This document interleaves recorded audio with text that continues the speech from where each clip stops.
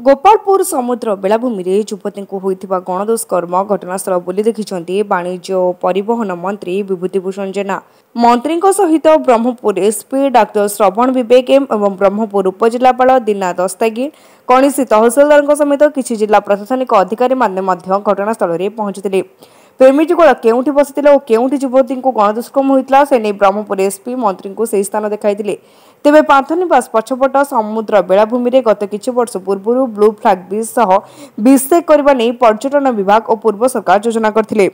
सेही क्रम में समुद्र बेलाभूमि में 4टी क्याबिन क्याबिन निकट में ही युवती को गणदुष्कर्म होता। तेणु यह क्याबिन को तुरंत उच्छेद करने नहीं स्थानीय तहसिलदार को कहते मंत्री।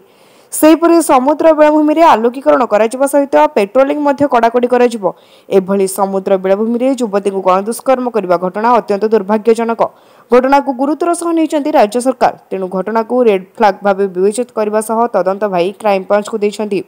क्राइमब्रांच रे जने आईजी घटनार दायित्व नहीं तदंत करथिबा बेले पुलिस 24 घंटा मध्य समस्त अभियुक्तों को गिरफ्त करिबारे सफल होइछि। तेणु एभली घटना समुद्र बेलाभूमि में पुनर्बार न हो ताकू गुरुत्व दे राज्य सरकार जिला प्रशासन और पुलिस समस्त प्रकार पदक्षेप नेबे बोली कहिसंती परिवहन मंत्री। जो माने घटना रे राजनीति रुचि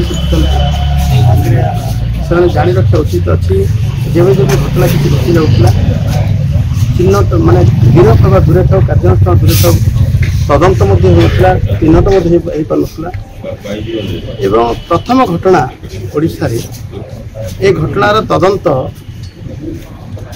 नेशनल क्राइम ब्यूरो नियंत्रणाधीन महिला मानक उपरे अपराध हेले सीएडब्ल्यू तरफ जो भाव तदंत कार्यानुष्ठान व्यवस्था अच्छे प्रथम कर आईजी तार अक्षर साइन को नियुक्ति दिगला गोपालपुर पहुँचले कार्यानुष्ठान है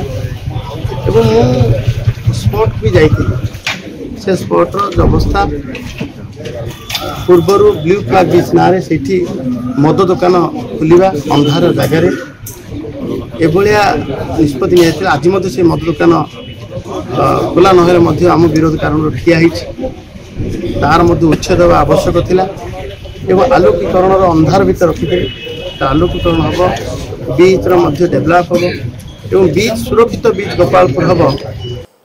गंजामरू नारायण महाकुड़ रिपोर्ट तीर्थक्षेत्र लाइव।